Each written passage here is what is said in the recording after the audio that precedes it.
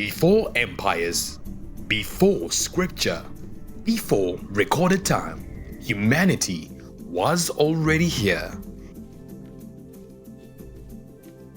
In the vast landscapes of southern Africa lived the descendants of some of the earliest modern humans, the Khoisan. Their story stretches back tens of thousands of years into humanity's deep origin.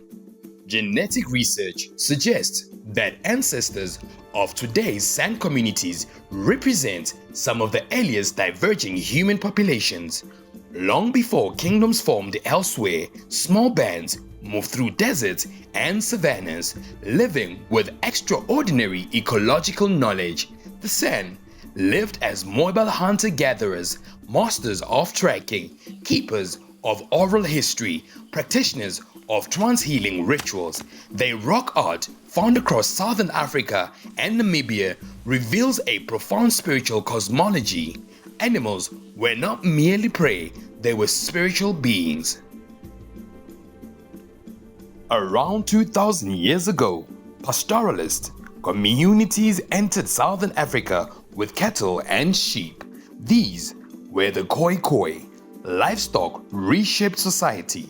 Wealth was measured in cattle. Mobility followed grazing cycles. Their language carried the distinctive click sound that still echo in southern Africa today. In the late 1400s, European ships rounded Africa's southern coast. By 1652, the Dutch established a permanent settlement at the Cape. Land once shared became enclosed. Smallpox epidemics ravaged communities. Livestock were seized. Resistance followed. In 1510, Khoi warriors confronted Portuguese forces at Salt River. Centuries later, resistance would take on new leaders. Among those who resisted colonial rule was David Stearman. Born in the late 18th century, Stearman led revolts against Dutch and British authorities. He was arrested, exiled to Australia, and died far from home. In the early 1900s, during German colonial rule, Nama communities were drawn into brutal campaigns of extermination. The Herero and Nama genocide devastated entire populations.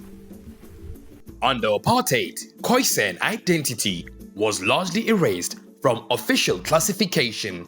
Communities were categorized under broader racial labels. Indigenous identity faded from the legal recognition, but culture survived in memory, language, and ritual. In the Northern Cape, elders worked to preserve endangered languages. Among them is Katrina Esau, one of the last fluent speakers of Ngqu.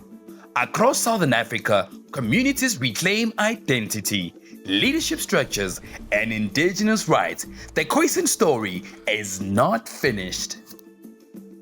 From humanity's earliest footsteps, through colonization, resistance, and revival, the Khoisan endure, not relics of the past, but living custodians of humanity's oldest story.